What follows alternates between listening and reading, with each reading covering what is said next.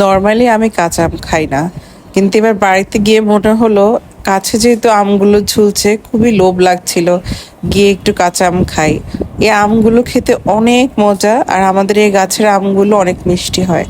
তো আম খেতে গিয়ে আমার হঠাৎ একটা মানে কথা মনে পড়লো।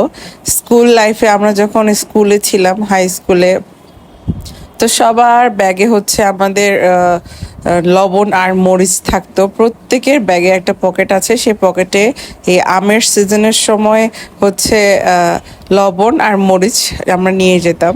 আমার ফ্রেন্ডরা কেউ না কেউ তো আম আনতে, আমরা তো নিতামই। তো বাকিরাও আম আনতো। যখন দেখতো যে আম কেউই আনছে না, তখন কেউ আপেল আনতো। হ্যাঁ, আমরা আপেল দিয়েও লবণ মরিচ দিয়ে খেতাম ক্লাসে। আর কেউ যদি কাঁচা আম আনতো, তখন আমরা কি করতাম, ছুরি তো আর কেউ নিয়ে আসতো না স্কুলে অবভিয়াসলি।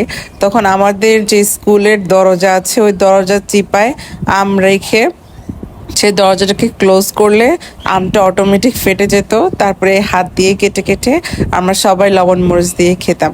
আজকে আমি আমটা খাচ্ছিলাম আর আমার ওই ফ্রেন্ডদের কথা খুবই মনে পড়ছিল। আর এমনিতেও আমি একটু টক কম খাই, সো আজকে একটু বসে বসে খেলাম আর কি।